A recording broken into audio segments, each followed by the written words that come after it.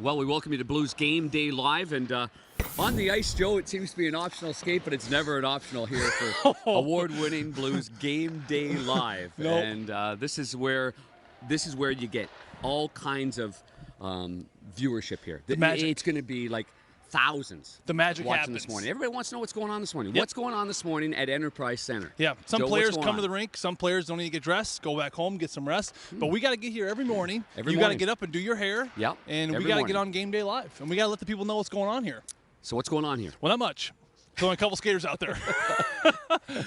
But Jake Allen's out there taking some shots from Jamie McGinn, it looks like, and Troy Brower and Jacob Delarose. 3 skaters and Jake, so I would imagine Jordan Bennington. And Carl Gunnarsson. Gets the nod, and Carl Gunnarsson out there as well. So Jordan Bennington, I would imagine, is the starter here tonight, and relatively the same lineup we saw a couple nights ago with Klim Kostin back in the net.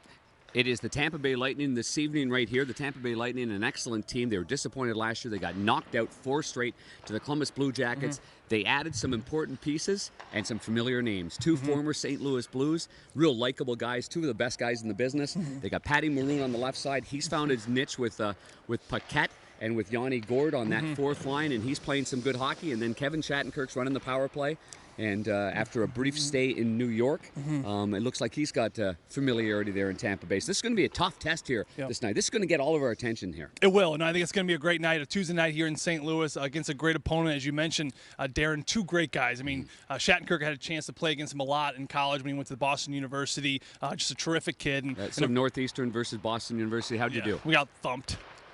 Sorry, I thought it was going to go the other way here. Sorry, thanks for bringing it up. Yeah, sorry, bud. Yeah. And then, but the Pat Maroon, he's back too. In this building here against that net right there, we saw him make history here for the St. Louis Blues. So the old number 7, I think he's wearing number 14 now for the Tampa Bay Lightning. He will be here tonight. So I expect a big crowd here supporting Pat Maroon, the former Stanley Cup champion, back in the building. And I think it will be an emotional night as well. So get here early, but there is going to be a presentation. So Pat Maroon's going to receive his Stanley Cup ring from General Manager and Vice President Doug Armstrong, and that's going to happen right there by the Zamboni.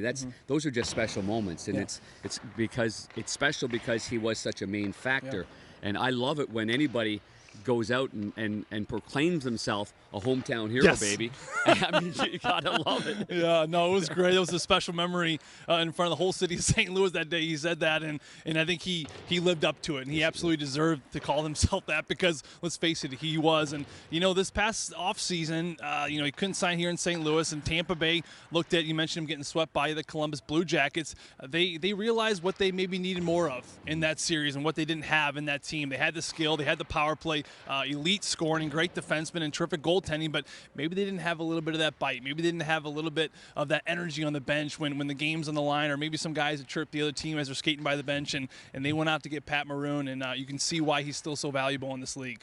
So moving over to the St. Louis Blues, there's going to be a different look as well. If it continues what we saw yesterday, if you're a fan of the CFL, it's the greatest football league in the world. I grew up with the CFL, where we had 2 Rough Riders, Ottawa Rough Riders and the Saskatchewan Rough Riders, but the Ottawa Rough Riders are no longer. They're the Red Blacks. Anyway, stay with me right here. There's only 3 downs.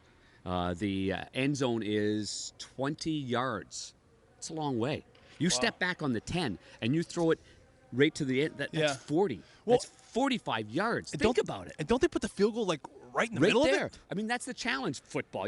Why would you want to put it somewhere where it's easy to deke around? It's a distraction, though, no, isn't it? It's a CFL anyway. This summer, the Sasky boys, Bozak, Shen, and Schwartz, they went out on the field in a TV timeout, shown coast to coast in Canada on TSN. Saw this, yes. They had their blue sweaters on. They removed the blue sweater. Yeah, I thought they were naked, but they weren't naked. No, they weren't. Yeah. They were Saskatchewan Rough Riders sweaters. Wow. And they're going to play today together. You think so, huh? Oh, yeah, that's going to be Chemistry's going to be there for those boys, you think? Wheat and barley, pal. They all have farms in Saskatchewan. I'm just going to do the rest of the show by yourself today. Come on over. They know how to work it. They got calluses on their hands out west. Farm boys. They're all farm boys. It's the only place in the world that there's farms, Saskatchewan. Did you know that? No, I didn't know. Tyler Bozak, he's a little too good looking to be a farm boy, though, huh? Looks more like a GQ model than a farm boy. Oh, if he hears this, man. I always say, you're too handsome to be a hockey player. That's a good point, too. He always just laughs with those perfect teeth and walks away. So anyway, that's number 1. Okay. Number 2 is the lines are being thrown around here. 90 and 57 stay together. 9's on the left, Sammy Blais. Then you've got Sanford, Thomas, and Sundquist. Interesting. Interesting. Very interesting. Interesting. And then you've got Klim Kostin with Barbashev and McEachran. And Kostin will go in the warm-up with his helmet This tonight. time. They hit his helmet.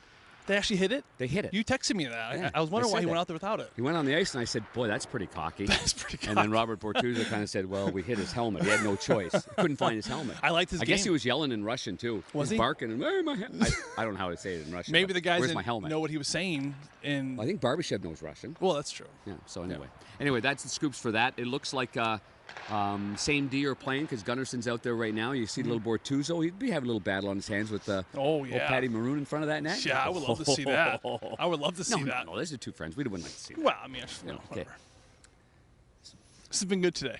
Yeah, I think it's been really We've been good. really good. Huh? Hey, I got something for you, Darren. Anything else we're missing? Before we finish off here, I got you for Sammy's daughter, your new grandbaby. It's a bunny blanket.